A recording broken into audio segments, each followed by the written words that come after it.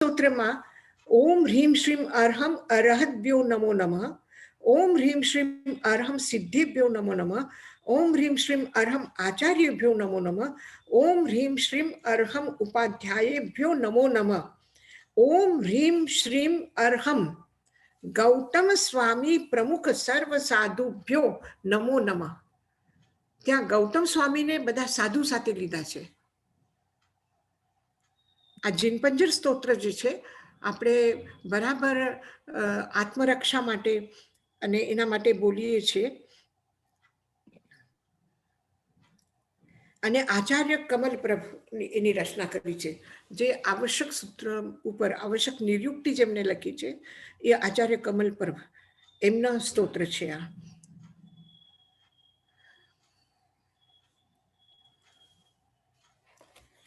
આપણું આવશ્યક સૂત્રમાં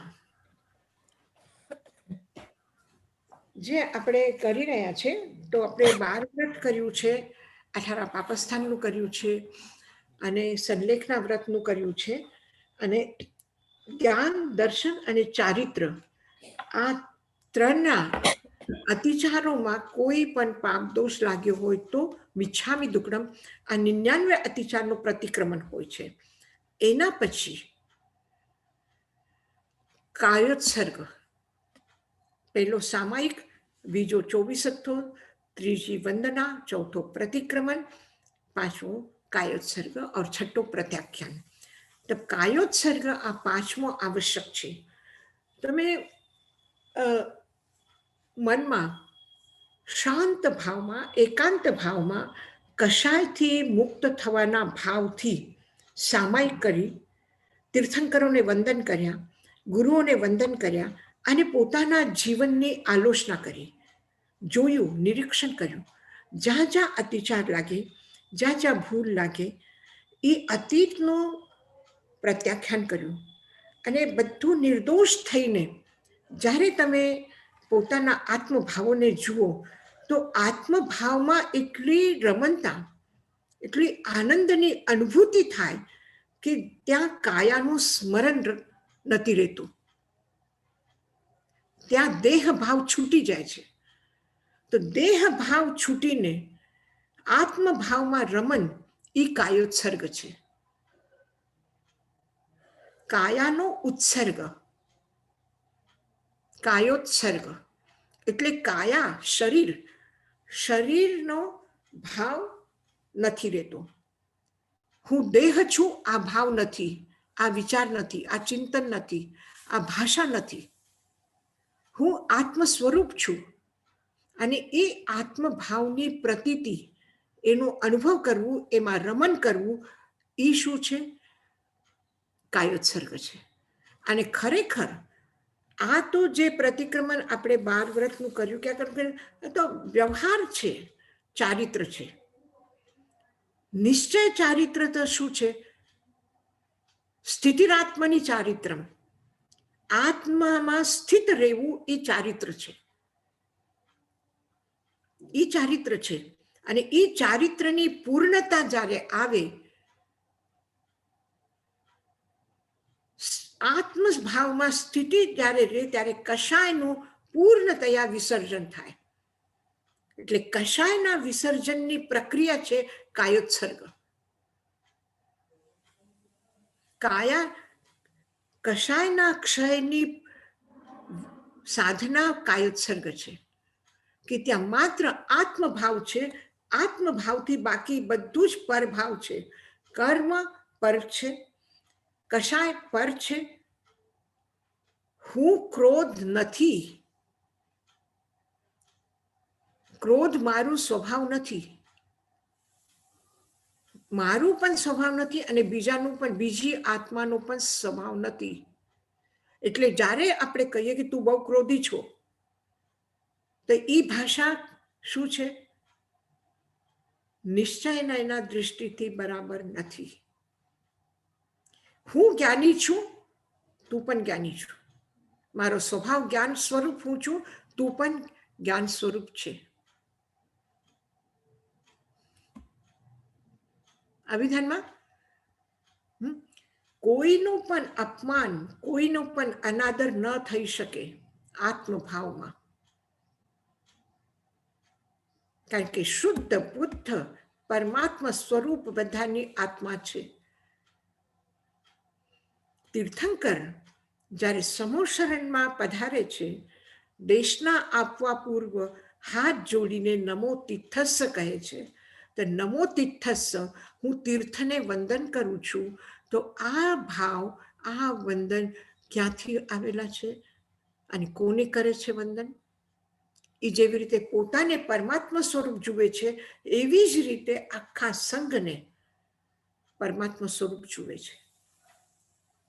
તું રાજા છો, હું તને પગે લાગુ છું, સૈનિકને એમ કહ્યું છે. તમે મહાન સાધ્વીજી છો, તમને હું પ્રણામ કરું છું, એમ કહે છે. તું ગણધર છો, તારી આત્મા મહાન છે, તું પણ કેવલ જ્ઞાન પામવાનું છે, તને હું પ્રણામ કરું છું, એમ નથી. બધા જ પરમાત્મા સ્વરૂપ છે. આ દરેક આત્મામાં પરમ જ્ઞાન વિરાજમાન છે અને એ આત્મ જ્યોતિને હું પ્રણામ કરું છું. નમો તીર્થસ્સ. તો જ્યારે આ ભાવ આવે ત્યારે કોઈનો અનાદર, કોઈનો તિરસ્કાર, કોઈનો અપમાન થઈ જ ન શકે, ન પોતાનું ન બીજાનું.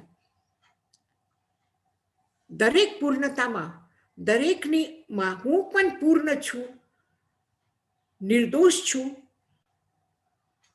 અને બધા જ એવી રીતે પૂર્ણ નિર્દોષ છે, શુદ્ધ છે, બુદ્ધ છે, પરમાત્મા સ્વરૂપ છે. આ જે એક ભાવ છે, આ ક્યારે આવશે? જ્યારે દેહ ભાવ છૂટી જાય અને આત્મભાવમાં રમણ શરૂ થાય. તો આત્મભાવના રમણની એક સાધના છે કાયોત્સર્ગ.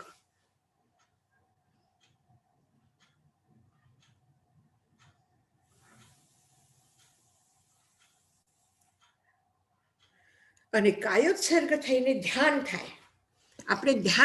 આપણે પ્રતિક્રમણમાં કહીએ કે 40 લોગસનો કૌશક છે, 20 લોગસનો કૌશક છે, કે 12 લોગસનો 8 લોગસનું કૌશક છે, દેવસી આટલું હોય, રાયસી આટલું હોય, ચોમાસી આટલું હોય, સંવત્સરીના આટલા હોય. તો ઠીક છે, આપણે મન જ્યાં સુધી પ્રાથમિક અવસ્થા છે, જ્યાં સુધી દેહ ભાવ શું છે ને આત્મભાવ શું છે એ આપણને ખબર નથી, અનુભૂતિ નથી, ત્યાં સુધીમાં આપણે આપણું મન એકાગ્ર કરીએ, કાયામાંથી, શરીરના વિચારમાંથી કાઢીને આ આપણે 24 તીર્થંકરોની સ્તુતિમાં તલ્લીન થઈ જાય, આ કાયોત્સર્ગ થયું. પણ નિશ્ચયના દૃષ્ટિથી જ્યારે એક નિર્દોષતા આવે છે, દરેક દોષોનું પ્રતિક્રમણ કર્યા પછી, દરેક ગલતી માટે ક્ષમા યાચના કર્યા પછી શું ભાવ આવે છે? એ વિશુદ્ધતાનો જે ભાવ છે, એમાં સ્થિતિ આવે, એમાં જ મન લાગેલું રહે, એમાંથી દેહ ભાવમાં ન જાય, એ કાયોત્સર્ગ છે. એ બહુ લાંબુ નહીં ટકી શકે. અત્યારે હજી એ સ્થિતિ આવી નથી કે આપણે આત્મભાવમાં 48 મિનિટ પણ રહી શકીએ. એ સ્થિતિ નથી આવી. છઠ્ઠા ગુણસ્થાનમાં રહેલા મહાન સાધુઓની પણ નથી,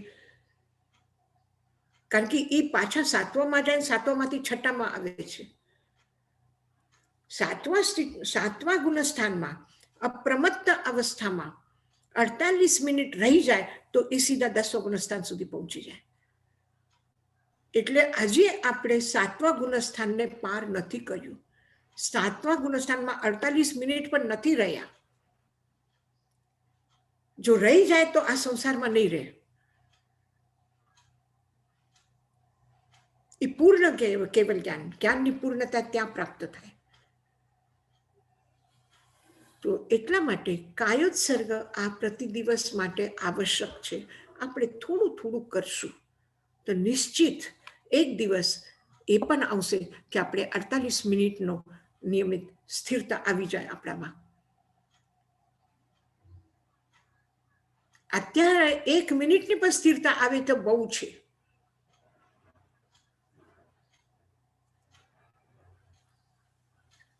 એ કાયોત્સર્ગ છે. અને એ કાયોત્સર્ગ એક શુદ્ધતાના અનુભવ પછી પ્રત્યાખ્યાન છે. પ્રત્યાખ્યાન એટલે સંકલ્પ, પ્રત્યાખ્યાન એટલે પ્રતિજ્ઞા.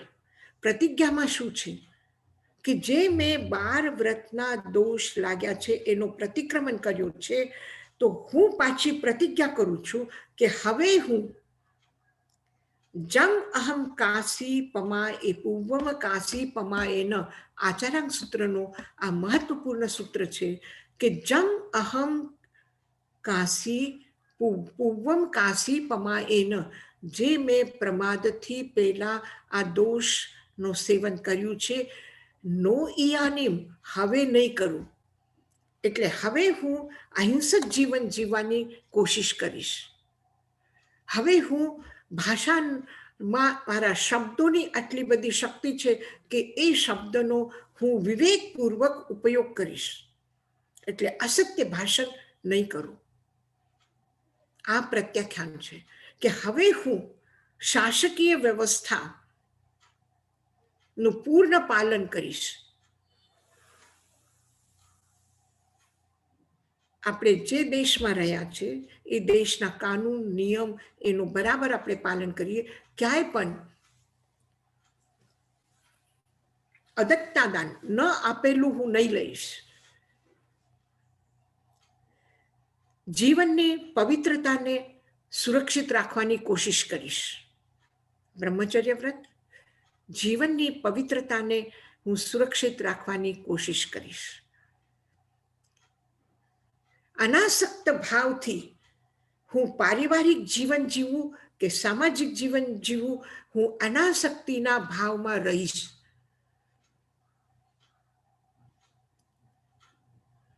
અનાવશ્યક પ્રવાસ નહીં કરું, અનાવશ્યક ટ્રાવેલિંગ નહીં કરું.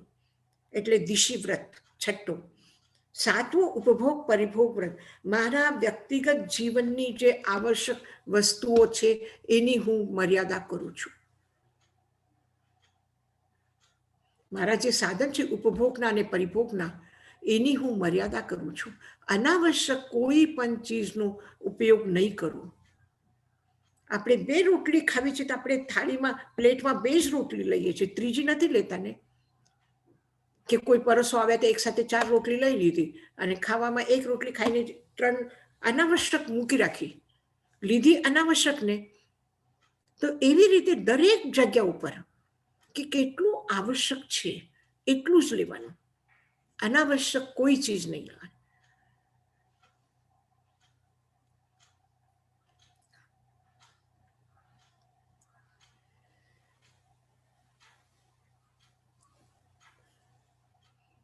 યશાજી મહારાજ, મધ્યાહન વંદનામી.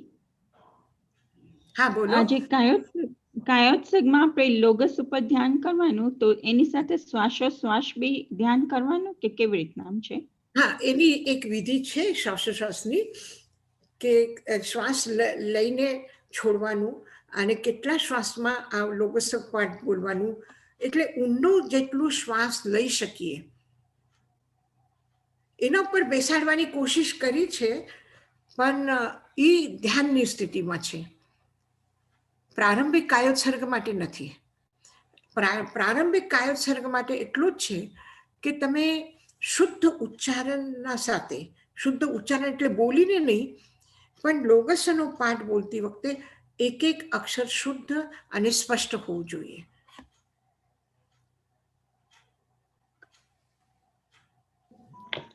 યશજ મહારાજ, આપણે અનથનો પાઠ બોલીએ એમાં જાણેનમ મોણેનમ એમ આવે છે, અને પછી લોગસ આપણે પ્રગટ બોલીએ તો ઈ બ્રેક થાય છે કે નહીં? નહીં, લોગસ કોણ પ્રગટ બોલે છે? જે કાઉસક કરાવે છે. ડેરાવાસીમાં નથી બોલતા, પણ સ્થાનકવાસીમાં બોલે છે. પ્રગટ બધા નથી બોલતા. પ્રગટની ઉચ્ચારણ કરીને નહીં બોલવાનું, મનની મનમાં બોલવાનું. અને જેને આવડતું ન હોય તો પછી એક જણ કોઈ બોલાવે અને બાકી બધા સાંભળે, બોલે નહીં મોઢાથી. જે કાઉસક કરવામાં આવે છે એમાં ખાલી એક વ્યક્તિ બોલીને સંભળાવે છે બધાને, જ્યારે સમૂહમાં કરે ત્યારે. અને વ્યક્તિગત કરવું હોય તો મૌન સાથે લોગસનો પાઠ મનમાં ને મનમાં બોલવાનું. Okay, thank you Yashoji ma'am.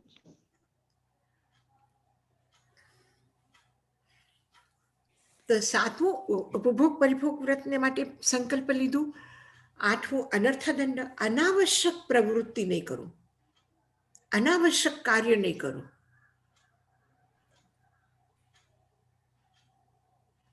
અને કેટલું ઘણા લોકોને મેં જોયું, કોઈ હોય નહીં રૂમમાં, કંઈ પણ કાંઈ કામ એને આમ જ કર્યું, આમ જ બોલતા હોય, આમ જ કરતા હોય, આમ એકલા એકલા બોલ્યા કરે.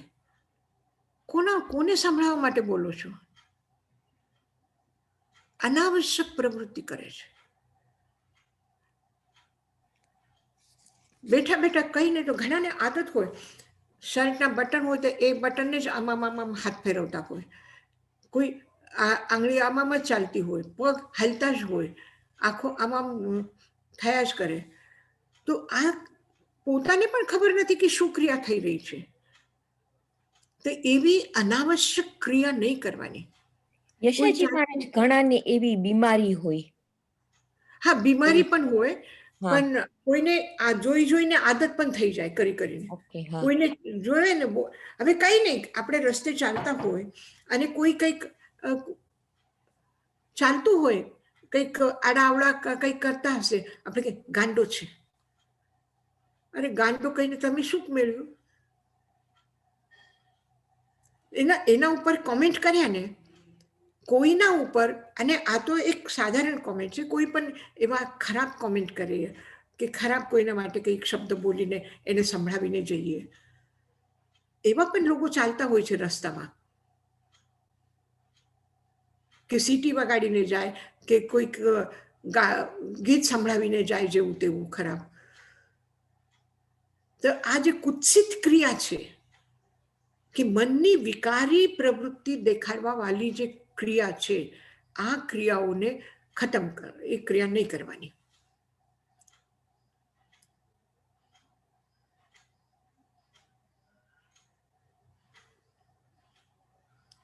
નવો સામાયિક વ્રત કે કશાય મુક્ત એક 40 મિનિટ 45 મિનિટ હું કશાય મુક્ત રહેવાની સાધના કરું છું.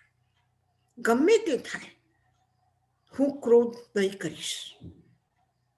ગમે તે થાય, કોઈ અપમાન કરે તો હું સામેથી ઉત્તેજિત થઈને કોઈ પ્રતિક્રિયા નહીં કરું. એટલે કશાય ભાવમાં હું કોઈ પણ ક્રિયા નહીં કરું, સંભાવમાં રહીશ. સમત્વ ભાવમાં રહેવાની પ્રતિજ્ઞા છે. પારિવારિક જીવન, સામાજિક જીવન જીવતા હોય છતાં પણ હું મારા માટે, મારા જીવન માટે, મારી સાધના માટે, મારા સ્વાધ્યાય માટે હું સમય કાઢીશ,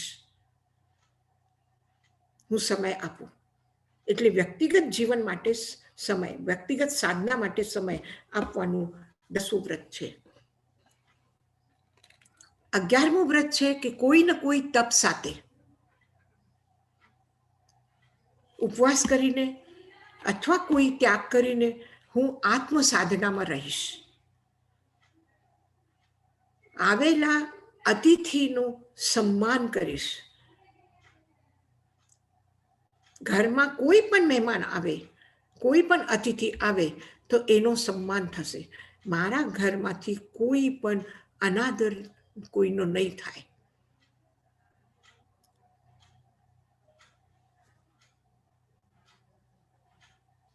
હું ગુરુજનોનું સન્માન કરીશ, નાનાઓને પ્રેમ આપીશ.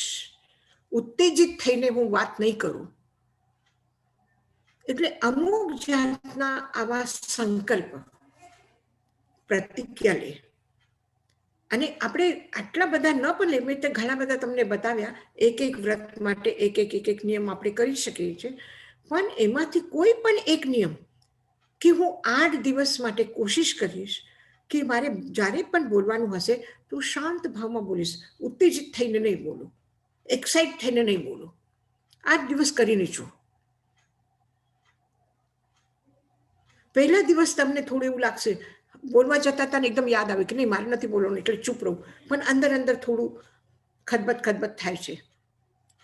ઢાંકણું આપણે ઢાંકી દીધું હોય અને પાણી ઉકળતું હોય તો ત્યારે કેવું ઢાંકણું ઉડે છે, એવી રીતે અંદર અંદર ઉડતા હોય છે ભાવો. અને ઉપર આપણે મોઢું ઢાંકીને રાખી લીધું, બોલવાનું નહીં, એવું થશે પહેલે દિવસે. બીજે દિવસે થોડું ઓછું થશે, એટલું બધું નહીં થાય. ત્રીજે દિવસે એનાથી પણ ઓછું થશે. ચોથા દિવસ કઈ વિચાર જ ના આવે કે મને કઈ જવાબ આપવાનું છે. સાંભળી લીધું, બસ પતી ગયું. તો એવું 8 દિવસ તમે કરીને જુઓ કે તમને એટલું પોતાના ઉપર આશ્ચર્ય થશે કે હું અને આવી રીતે ચૂપ રહી શકું છું. આશ્ચર્ય છે. હું મારે રોજ 1 કલાક મૌન કરવાનું છે અને એ 1 કલાકના સમયમાં એમ નહીં કે રાતના સૂતા વખતે પચકાન લઈ લીધા કે મારે 4 કલાક મૌન, એમ નહીં. કરવાનું છે તો પ્રયોગ કરવાનું છે. આપણે જાતને શીખવા માટે, આપણે જાતની પરીક્ષા કરવા માટે આપણે કરીએ છીએ કે હું 1 કલાક મૌન કરીશ રોજ. અને ગમે ત્યારે કોઈ પણ ટાઈમ હોય, એવું નહીં કે આજ ટાઈમ આને 1 કલાકનું મૌન. પછી એ મૌનમાં કોઈ આવે ને હો આવો આવો આવો બોલાઈ ગયું ને, નહીં બોલવાનું નહીં. કરી જુઓ, તમને 1 કલાક પછી લાગશે કે અરે કેટલી મજા આવે છે મૌન રહેવામાં. ફાલતુ ઝંઝટમાંથી બચ્યા. અત્યારે જો હું બોલી હોત, મને મૌન પચકાન ન હોત અને હું બોલી હોત તો કેટલું અનર્થ થાત ને, અને બચી ગઈ. એટલે સાધનાનો અનુભવ થાય છે કે મને કેટલું હું બચી જાઉં છું, કેટલું આનંદ આવે છે.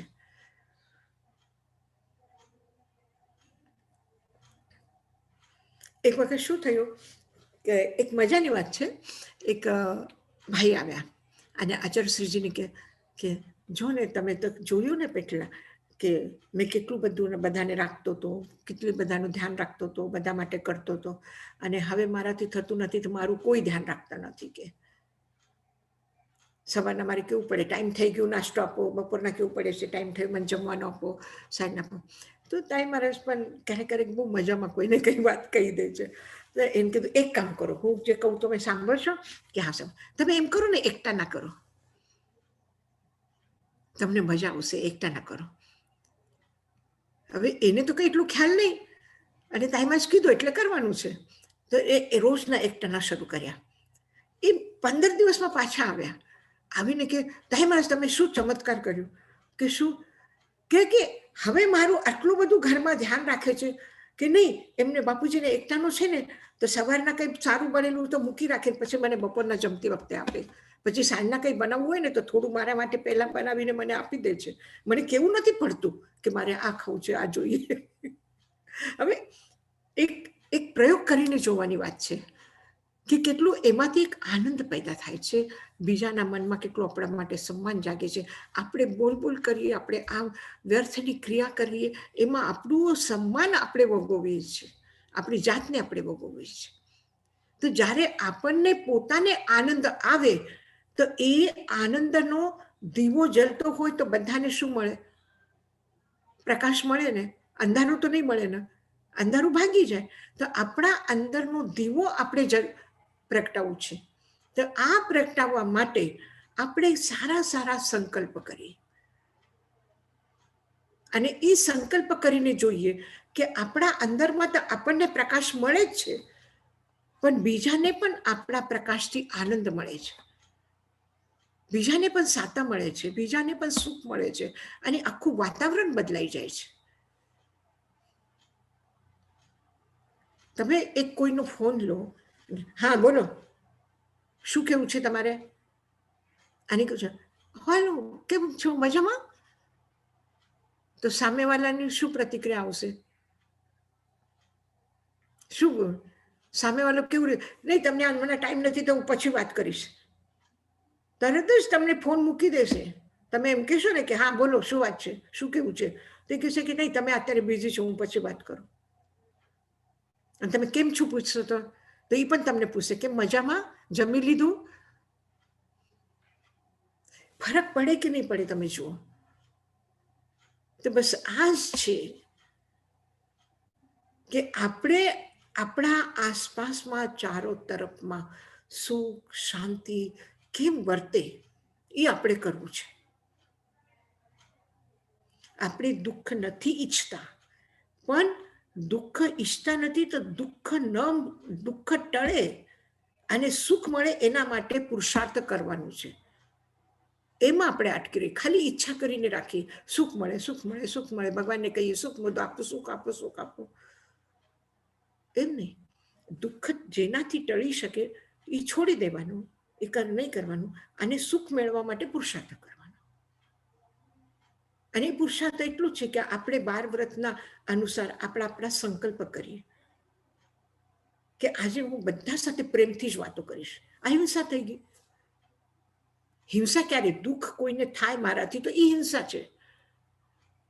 તો આપણે પ્રતિજ્ઞા કરવાની કે એક દિવસ આજે હું આખો દિવસ ગમે તે વ્યક્તિ આવો, મને ગમતું આવે ન ગમતું આવે, મને પ્રિય આવે અપ્રિય આવે, જે પણ આવે એના સાથે બધા સાથે હું પ્રેમથી વાત કરીશ.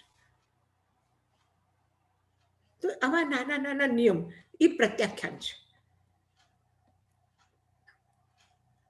એટલે ગાર્ડનમાં એક એક છોડનું ધ્યાન રાખીને એને પાણી આપવાનું, એના કચરો હોય તો એ હટાવવાનું, એનું સફાઈ કરવાની. એ જેવી રીતે એક ગાર્ડનને સારું બનાવવા માટે આવશ્યક છે ને, એવી રીતે આપણા જીવનમાં સારા ફૂલ ખીલે, સારી સુગંધ પ્રગટે, સારું એ વાતાવરણ બને, એના માટે આવા નાની નાની વાતો કરવાની એ પ્રત્યાખ્યાન છે. એને જીવનને સજાવવું એ પ્રત્યાખ્યાન છે. આપણે ઘરને સજાવીએ, આપણે છોકરાઓને સજાવીએ, આપણે બધું સજાવવાનું, પણ પોતાને નથી સજાવતા. પરનું વધારે કરતા હોય, અંદર સ્વનું નથી કરતા. આપણે આપણા મનને સજાવવાનું છે. આ મન મંદિર છે. આ મન મંદિર છે તો મંદિરને તો સજાવવાનું જ છે ને. ભગવાન વિરાજમાન રહે છે આપણા અંદર.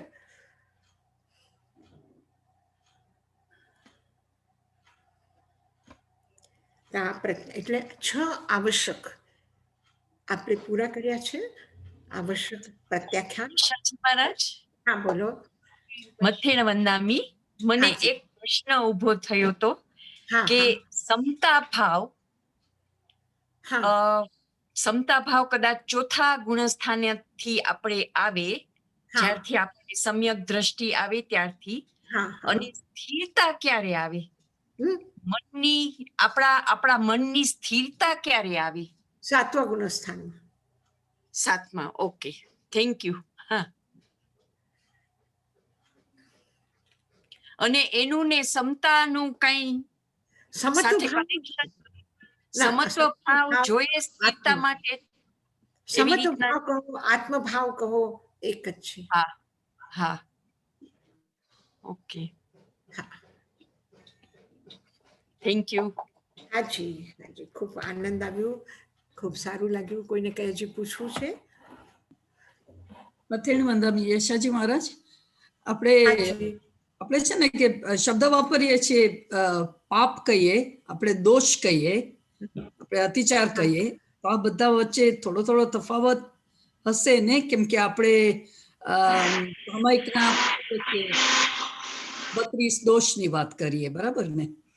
જ્યારે આપણે પાડતા હોય ત્યારે કે આમાં જો 32 દોષમાંથી કોઈ પણ દોષ લાગ્યા હોય તો પછી આપણે અતિચાર 10 વચન કે 12 કાયા કે 32 દોષ બરાબર છે. અતિચારમાં આપણે કહીએ. હા, તો દોષ ને પાપ વચ્ચે ફરક શું, તફાવત છે? ભૂલ કહો, ગલતી કહો, દોષ કહો, સરખું પાપ કહો.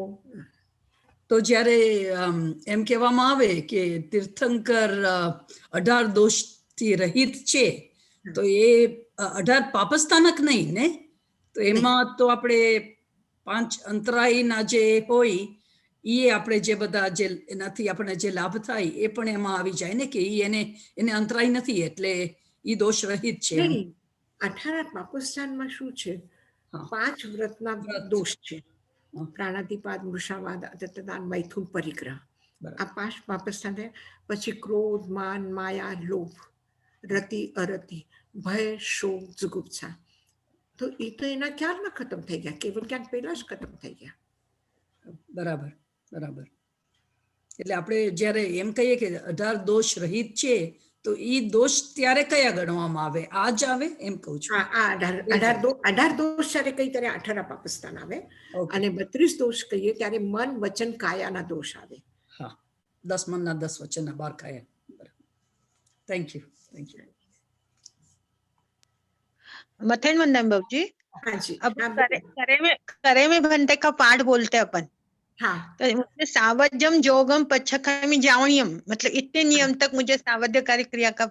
फिर हम परिक्रमा में, निंदा में, गरिया में, अपाणम, ओसिरा में जो बोलते, तो फिर अभी तो हमने प्रत्याख्यान लिया है, तो उसमें प्रतिक्रमण किसका करेंगे फिर? तो पहले का भूतकाल का प्रतिक्रमण होता है, ऐसा है क्या वो?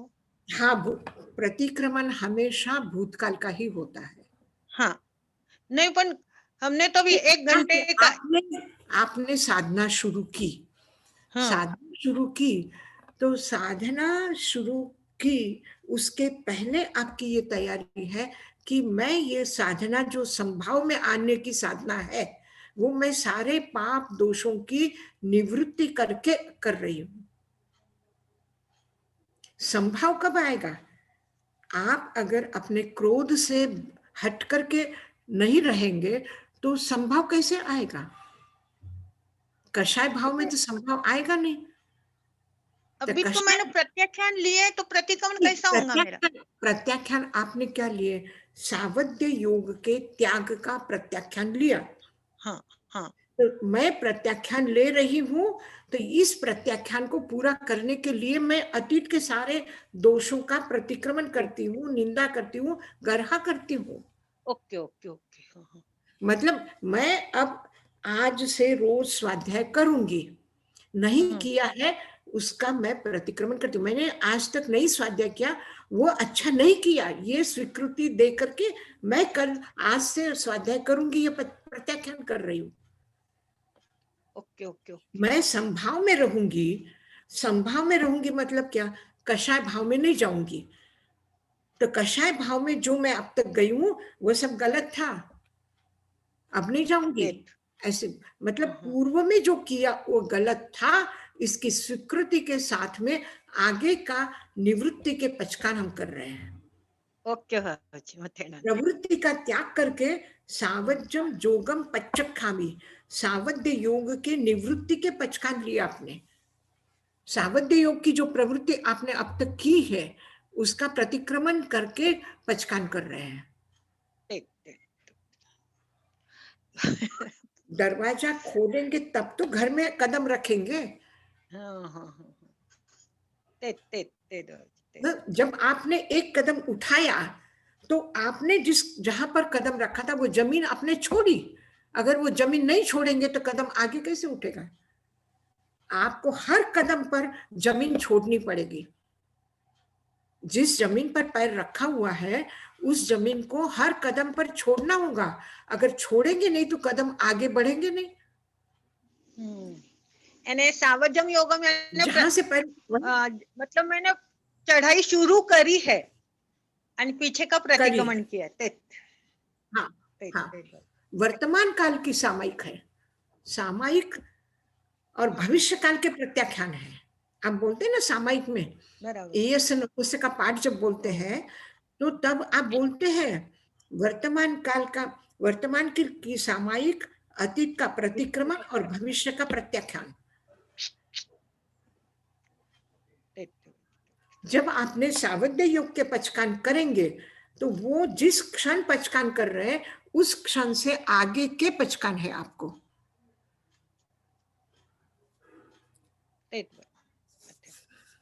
धन्यवाद. યશાજી મહારાજ, મને પાછું સમજાવો કે કાયોત્સવમાં આપણે લોગસ કેમ કરીએ? લોગસ આપણે એટલા માટે કરીએ કે આપણી હજી આત્મભાવની સ્થિતિ આપણને ખબર નથી. જ્યારે આત્મભાવની તલ્લીનતા પછી આવે, પહેલા આત્મભાવની અનુભૂતિ થાય. આત્મભાવની અનુભૂતિમાં તલ્લીનતા આ કાયોત્સર્ગ છે. પણ એ જ્યાં સુધી ન આવ્યો, આપણી ભૂમિકા હજી બહુ નાની છે, બહુ પાછા છીએ આપણે. જેવી રીતે તમે નાના છોકરાઓને A ફોર એપલ, એમ શીખડાવો છો. એક લીટી આમ ખીચવાની, એક લીટી આમ ખીચવાની, એક લીટી વચમાં ખીચવાની, એટલે એ થયું. હવે છોકરું જુએ છે તમને કે તમે આમ લીટી ખીચો છો, તો એ પણ પેન્સિલ લે, કાગળ લઈને આમ આમ આમ કરીને લીટી ખીચે. તો એ લીટી જ્યારે, આ રેખા જ્યારે ખેંચે છે ત્યારે એનાથી એ બને છે? નથી બનતું. પણ એ ભણવા તો બેસ્યો ને, એ શીખવા માટે તો બેસ્યો ને. તો તમે કાયોત્સર્ગ કરવા માટે બેઠા, પણ હજી એ લખતા નથી આવડ્યું. તો ત્યાં સુધીની જે અવસ્થા છે ત્યાં સુધીમાં તમે લોગસનો પાઠ બોલો. 24 તીર્થંકરોની સ્તુતિ, વિતરાગ ભાવનાની સ્તુતિ કરો. જ્યાં સુધી વિતરાગ ભાવ ન આવે ત્યાં સુધી વિતરાગ ભાવનો ભજન કરો, એની સ્તુતિ કરો. અને યશાજી મહારાજ, તો કેમ આપણું એવી નામ હોય કે તમે 10 ફેરે કરો કે 20 ફેરે કરો કે 40 ફેરે કરો? આ છે ને પછી દરેક વસ્તુની આપણે હિસાબમાં ગોઠવવાની આદત થઈ ગઈ છે. જ્યારે તમે ખરેખર કાયોત્સર્ગમાં જશો ને ત્યારે લોગસ અર્ધું બોલશો ને અર્ધું રહી જશે, શબ્દના ઉચ્ચારણ પણ નહીં થાય. આખું એક પણ નહીં બોલી શકશો. તમને ખબર નહીં પડશે તમે કઈ અનુભૂતિમાં ખોવાઈ ગયા છો. વિસ્મરણ નથી. આપણે યાદ રાખજો, એ વિસ્મરણ નથી થયું તમને કે તમને બોલતા બોલતા વિસ્મરણ થઈ ગયું, હવે યાદ નથી આવતું આગળ શું છે, એમ નથી. એ શબ્દ છૂટી ગયા અને ભાવ આવ્યા ખાલી.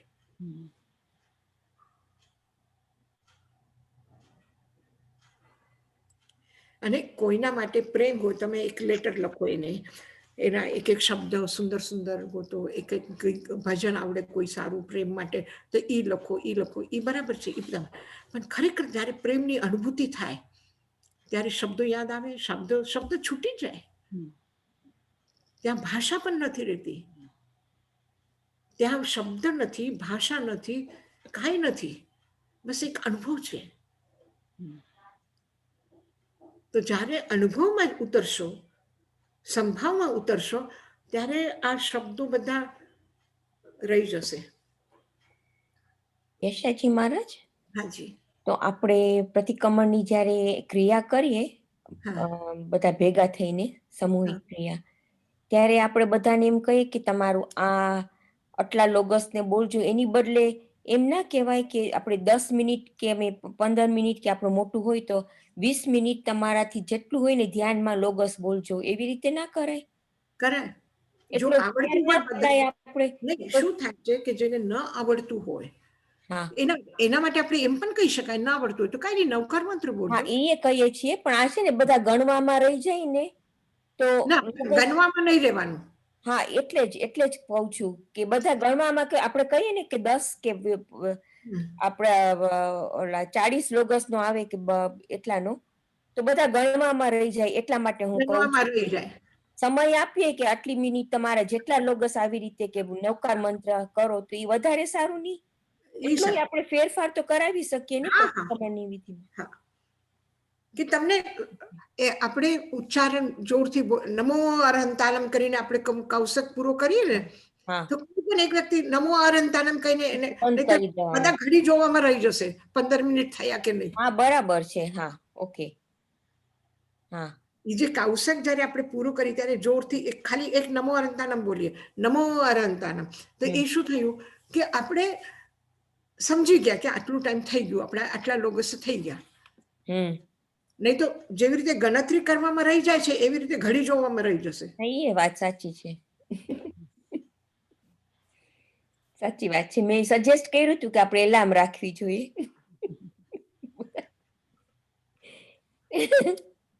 એમ કરી શકાય. 10 મિનિટ પછી બેલ વાગશે એટલે તમે સમજી લેજો તમારે 10 મિનિટ થઈ ગઈ. અને બેલ વાગે છતાં જો હજી ધ્યાનમાં રહેવું હોય તો હજી રહેજો. હા, એ છે. યશસ્માં મને બીજો પ્રશ્ન હતો લાસ્ટ વીક આપણે તમે કહ્યું કે પ્રતિક્રમણ પ્રતિક્રમણ આપણા 5 રીઝન છે કે પ્રતિક્રમણ કરવાનું. એક પ્રમાદ, કષાય, અશુભ યોગ, અવ્રત. તો 5મું કયું થયું? નિદ્રા.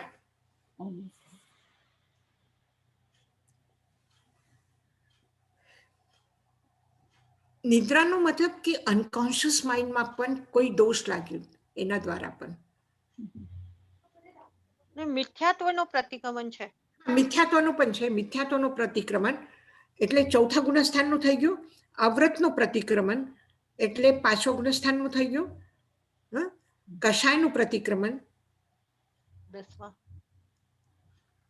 યોગ, અશુભ યોગ, યોગનું પ્રતિક્રમણ અને પ્રમાદ.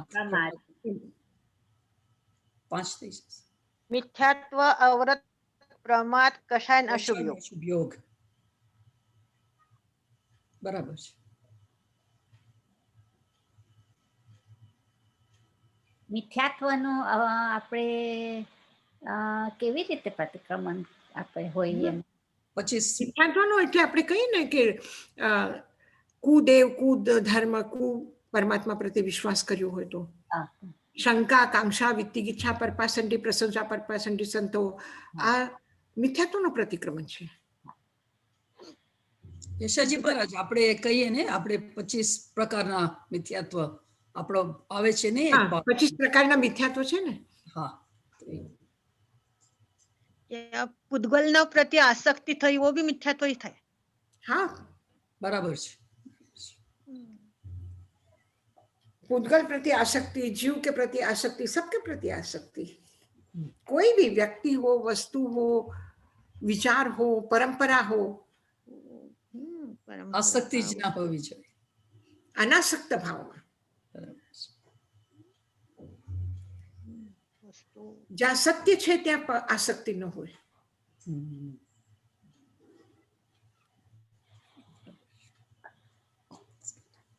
યશાજી મહારાજ. હાજી, મંગલ પાઠ કરીએ. હા. નમો અરંતાનંગ, નમો સિદ્ધાનંગ, નમો આયરિયાનંગ, નમો વેચ્છાયાનંગ, નમો લોય સવસાહુનમ, એસો પંચ નમોકારો સર્વ પાવપણાસનો, મંગલાનંચ સર્વેસિમ પરમમ હવૈ મંગલમ. ગુરુદેવ की આજ્ઞા ચત્તારી મંગલમ, અરહંતા મંગલમ, સિદ્ધા મંગલમ, સાહુ મંગલમ, કેવલી પણત્તોતમો મંગલમ. ચત્તારી લોગુત્તમા, અરહંતા લોગુત્તમા, સિદ્ધા લોગુત્તમા, સાહુ લોગુત્તમા, કેવલી પણત્તોતમો લોગુત્તમો.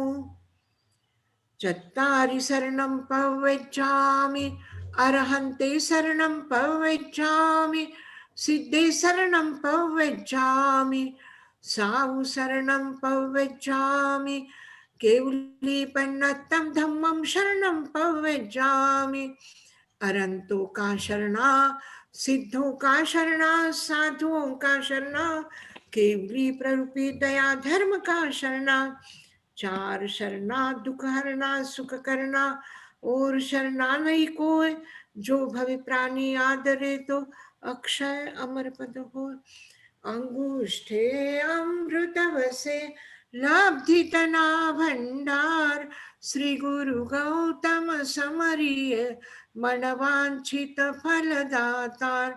भावे भावना भाविये, भावे दीजे दान, भावे धर्म आराधिये, भावे केवल ज्ञान, भावे पद निर्वाण. ધેણ વંદામી બાબુ.